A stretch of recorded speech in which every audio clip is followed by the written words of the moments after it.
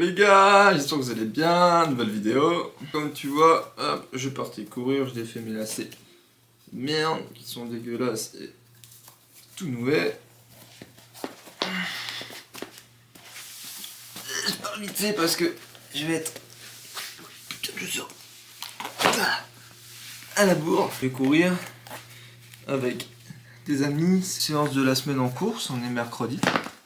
J'ai fait pour l'instant 10 km et je dois en faire 65. Du coup, je dois encore pas mal courir. Mais deuxième chaussure. Je me rapproche pour que tu mettes un bien. On va faire déjà au moins 4 km et demi, 5 pour les rejoindre en courant. Après un parcours de minimum 10, je pense. Minimum, revenir. Du coup, c'est avec dire une petite longue sortie. C'est pas français ce que je veux dire, mais tu m'as compris. En 31 pour que je sois tête vers 40. Parce que j'étais à 19h15. Pour histoire de courir tranquille, m'échauffer un peu. Parce que j'ai les cuisses complètement mortes, flinguées. J'ai fait les cuisses hier. Je cours jamais. C'est rare que je cours après les cuisses, mais j'ai pris un jour de repos lundi parce que dimanche j'avais plus de cuisses. Il me restait 10 km. J'étais mort. Du coup, j'ai pris un jour de repos. Ça m'a fait complètement du bien. Et puis voilà, on se retrouve pour la suite. Je vais sûrement de balancer mon entraînement de cuisses, tiens. Tant qu'à faire. Allez, transition.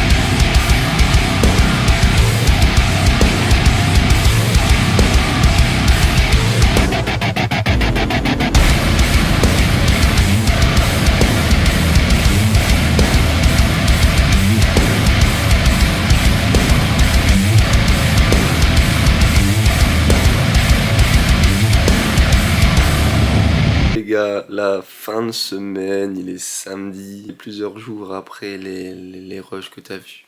Je suis malade, j'ai attrapé, je sais pas, la grève, la crève, un truc du genre. Hier, je faisais de la fièvre, je crois que je faisais 38,5.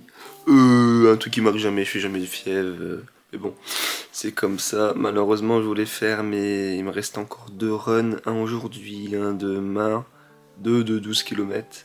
Mais bon, je pense pas que je vais le faire parce que je vais me cramer à rien. Et je vais être encore plus malade du coup la semaine prochaine. Du coup tant que je récupère. Et puis je serai en forme même si ça me fait chier. Je me dis mieux vaut que je rate 2 jours que je rate une semaine. En plus j'ai un peu des courbatures et des douleurs articulaires de partout. Et c'est quand j'ai ça, c'est que mon corps réagit. Du coup ça sert à rien que je cours comme un taré. Et que ça empire. Même si ça me fait chier là. Franchement, je me sens capable de courir, mais bon, c'est. Ça ralentirait ma forme en tout cas. Et du coup, une séance hier, c'était ma dernière séance de muscu, catastrophique. Je prenais de barre, j'avais un coup de chaud, puis j'avais un coup de froid. je sentais rien, aucune sensation, que des douleurs partout. Alors je sais même pas, même à vide j'avais des douleurs partout. Je m'installe, ouais, c'était c'était catastrophique. Mais au moins bon, j'ai fait un peu d'activité et ça m'a fait quand même un peu de bien sans me crever. Et tout, il y a rien de dramatique. Ça arrive, je veux prendre, comme j'ai dit tout à l'heure, 2 jours de repos, que ça s'étale sur une semaine ou 15 jours. Ce truc là, bah, c'est vraiment con, ça peut vraiment vite s'installer. Parce que bah, tu forces quand même bourrin, ce que j'ai déjà fait. Hein. Des fois, je suis malade pendant 1 mois et demi parce que bah, j'écoutais pas mon corps et je continuais comme un taré à faire tout ce que je voulais faire. Et c'était contre-productif. La vidéo elle est un peu courte, je vais revenir un peu sur le training. T'as déjà mes courses, du coup, ouais, bah j'ai fait je sais plus combien. Enfin, j'avais calculé, il me reste du coup 2 fois 12. Du coup, là j'ai mal au crâne, j'ai pas calculé, mais je te laisse faire le calcul. Du coup, il me restait 100 km à faire. Et puis mes séances de muscu, j'ai tout fait. À part une, comme je t'ai dit, qu'elle est vraiment Osef. En jambes là, que j'ai faite, c'était vraiment, on va dire, plus spécifique pour mon objectif de course à pied.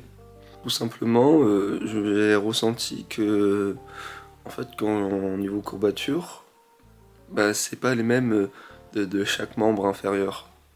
Niveau ressenti, niveau courbature et niveau, comment dire, recrutement musculaire, il est complètement différent. Une jambe, par exemple, je sentir plus les petits muscles, tu vois, et l'autre jambe, plus les gros muscles, ou une jambe plus les fessiers, ou plus les ischios. Bon, c'est un peu normal, hein, parce que du coup, bah, tu cours avec tes 2 jambes, du coup, t'en as une en avant, une en arrière, c'est un rôle complètement différent. Niveau stabilité aussi, niveau même ressenti, et du coup, bah, c'est pour ça que je travaille une jambe par jambe, et là, je le faisais du coup en RDL, tu vois, au mini deadlift, un sous terre. Ta jambe tendue et roumain, là on se rapproche plus du roumain parce que j'ai mes genoux un peu fléchis. Désolé, vraiment, j'ai une voix dégueulasse défoncée, mais on faut faire avec. C'est pas mal comme exo, c'est assez chaud. Hein.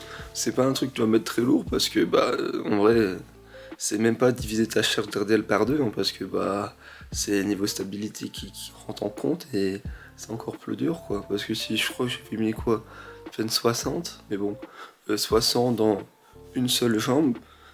Surtout que tu stabilises, c'est assez chaud. Je le fais dans une autre salle et j'ai des plus petits poids et pas un sol vraiment adapté.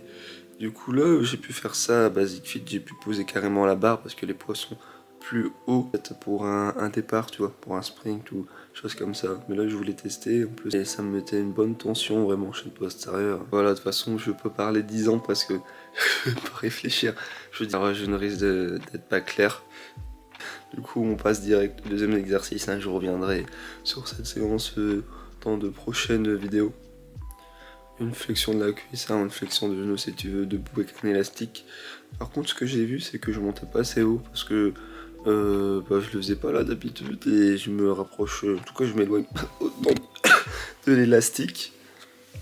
Car du coup, plus que tu t'éloignes, plus c'est compliqué parce que du coup, plus que ton élastique est tiré, plus que tu as une résistance. Après, j'aurais pu monter un petit peu plus haut pour vraiment être fléchisseur de hanche. En tout cas, vraiment plus psoas ciliaque. Là, j'étais un peu plus sur le grand fémoral, fait sans bâton ni rien, pour avoir une bonne stabilité. Et en plus, comme j'ai une jambe tendue, bah, ça travaille du coup, en même temps ma chaîne postérieure. Ça fait un rappel de mon premier exercice. Ce n'est pas une séance axée vraiment hypertrophie. Mes besoins que je ressens au niveau de mon corps pour mes objectifs. Et les fléchisseurs de hanches, très important à renforcer. Et j'avais déjà fait une vidéo sur TikTok sur ça. Et je te laisse voir. Et il y a pas mal d'études qui montrent les bienfaits, même en tout cas l'intérêt de travailler ce muscle. Et tous les plus gros athlètes de ski court vite, les études ont bien démontré que c'est ceux qui ont en tout cas les psoas ciliaques les plus développés qui ont en tout cas les meilleurs records dans la vie de tous les jours parce que les souvent en position raccourcie parce que bah on est assis dans la vie de tous les jours parce que les souvent en position raccourcie parce que bah on est assis des manques de force du coup les étirements ça peut être pas mal et surtout les renforcer également un exercice que ça tout le monde peut faire ça peut faire que du bien et on peut le placer aussi en échauffement hein. Ça t'échauffe pas mal au niveau des cuisses, ischio, tout ça. disais tout à l'heure, t'as une jambe qui stabilise, du coup tout ce qui est fessier, tout ça, plus t'as une jambe qui se contracte, tout ce qui fait séances de cuisses, et dans tes séances, bah, c'est ces muscles là que tu travailles, du coup ça peut vraiment être pas mal à faire, et pourquoi pas des petits étirements si tu sens le besoin. L'exercice, je faisais des rotations externes, je mettais mon buste penché en avant. Pourquoi? Bah tout simplement pour que j'étire encore plus au niveau de mes fessiers. Parce que tu vois peut-être des figures le faire à peu près ces mouvements, même si eux ils décollent carrément leurs fesses, hein, je crois. Les rotations externes c'est très important parce que souvent c'est les petits muscles de la hanche. Externe, hein, je te mettrai une petite photo des muscles si tu veux. Je vais pas te faire un cours d'anatomie, ça va te saouler et bah tu vas pas vraiment comprendre. Moi souvent ce qui me bloque c'est les rotateurs internes, du coup bah, vers l'intérieur, hein, là je te parlais d'extérieur, là on peut plus vers l'intérieur. Moi ça me bloque niveau interne, du coup vers l'intérieur, et ça me fait des crampes. Je sens que j'ai un énorme déficit sur cette zone là, et pareil sur les squats, sur les presses, sur ce que tu veux.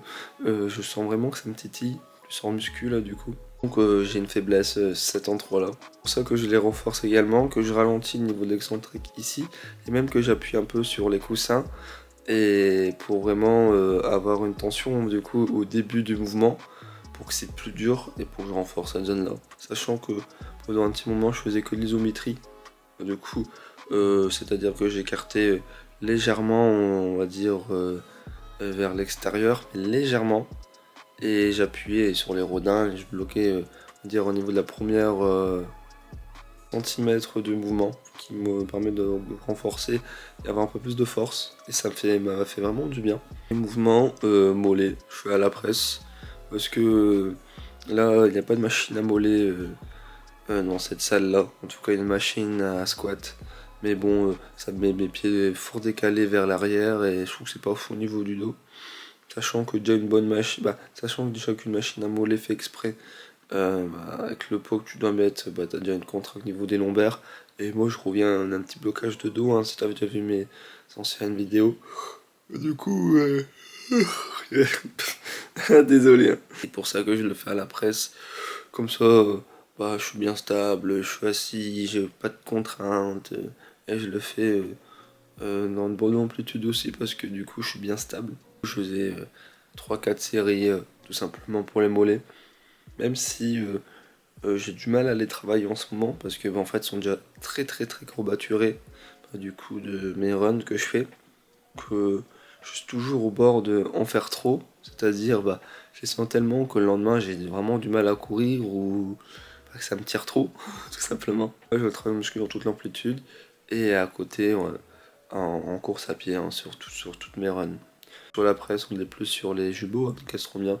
C'est vrai qu'en cours, on est pas mal sur le solaire. Après, si on fait des grosses montées, tout ça, on est aussi bien sûr sur les jumeaux, de toute façon. Tout se contracte en même temps.